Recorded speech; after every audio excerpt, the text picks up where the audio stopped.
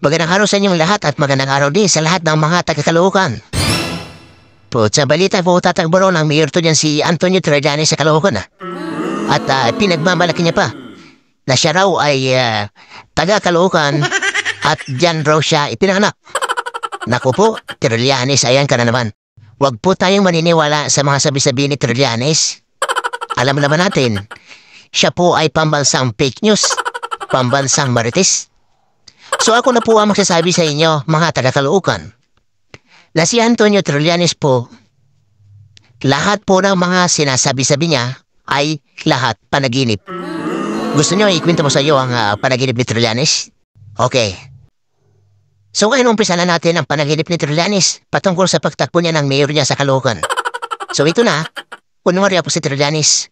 Okay?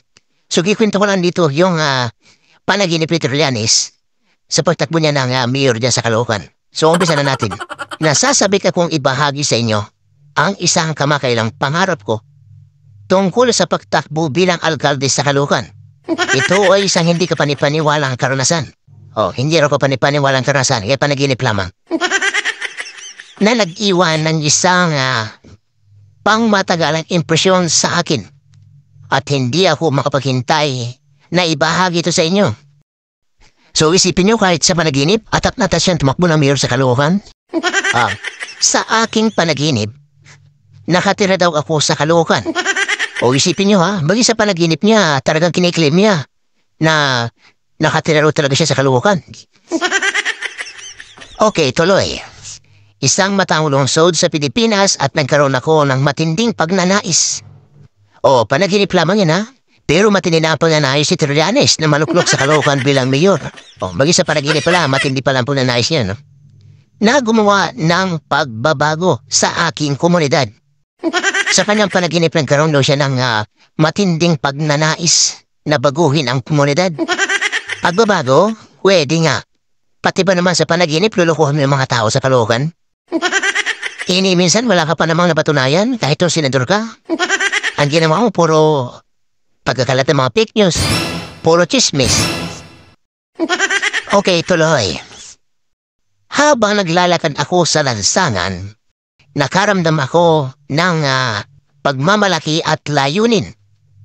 Bigla akong nilapitan ng isang grupo ng mga residente na nagsasabi sa akin na naniniwala silang kaya kong gumawa ng pagbabago bilang kanilang alkalde. Nagyabang pa siya sa panaginip mo. Kahit sa panaginip talagang napakayabang tabi ni Trillanes, Marami, sabi niya, sa kanyang panaginip, marami daw sa kanyang naniniwala sa taga-Caloocan na kaya niyang baguhin ang Caloocan. Sa panaginip ko, nagsimula akong mangampanya para sa posisyon ng mayor. Dumalo ako sa mga pulong sa bulwagan ng bayan, nakinig sa mga alalahanin ng mga residente. At ibinahagi ko ang aking pananaw para sa isang mas mabuting Caloocan. Grabe talagang kasinungalingan ito kahit hanggang sa panaginip talaga ay talagang lantaran talaga ang pagsisinungaling talaga ng tao na ito, no? Maging sa panaginip. Bro mo sabi niya sa kanyang panaginip, dumalo ako sa mga pulong sa bulwagan ng bayan. Nakinig sa mga alalahanin ng mga residente. Wow, At ibinahagi ko ang aking pananaw para sa mas mabuting Caloocan. Ibinahagi raw niya ang kanyang magandang pananaw para sa mas mabuting Caloocan. Baka naman ibinahagi mo ang pananaw mo, no? Trillanes, sa iyong kalukuhan, hindi kalukuhan. Baka pag-upo mo dyan, kung ang pangalan dyan dati ng bayan na yan, ay Caloocan. Baka pag umupo ka dyan, maging kalukuhan lang ang mangyayari dyan. Baka yung Caloocan ay maging kalukuhan, So, tuloy natin. Positibong tumugon ang mga tao. At naramdaman kong lumalaki ang kanilang suporta sa bawat araw na lumilipas. Wow, Talagang lakas ang hangin mo talaga, Trillanes, no? Lumalaki ang suporta. Tuloy. Noong araw ng halalan, tumayo ko sa harap ng maraming tao. Sabik na naghihintay sa mga resulta. Habang binibilang ang mga buto Magkahalong excitement at kaba ang naramdaman ko. O, kita nyo kinakabahan siya sa panaginip. Pero kala nyo, kung titinan nyo, kala nyo, alakas ang loob nito no? Sa wakas, ang mga resulta ay inihayag at ako ay idiniklara na nagwagi. O narinig nyo mga taga-Caloocan, sa kanyang panaginip, idiniklara raw siyang nagwagi. Naku, kabaliktaran yan, siguradong talo nito si Trillanes, no? Ang panaginip, minsan kabaliktaran. Tatakbo ka pangalan ng mayor Sa panaginip mo, nanalo ka na kaagad. Puta, lupit mo talaga, Trillanes, no?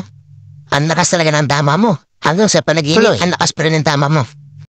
Nang hiyawan ang mga tao. At nakaramdam ako ng labis na pasasalamat at pagpapakumbaba. Iyon ang pangarap kong tumakbo bilang mayor sa Caloocan. Ito ay isang hindi kapanipaniwalang karanasan na naghiwa ng isang pangmatagalang impresyon sa akin. Sali na siya kayo sa kwento ng panaginip ni Antonio Trillanes. Huwag kalimutan i-like, mag-komento, at mag-subscribe sa aking channel para sa higit pang nilalaman. Salamat sa panonood.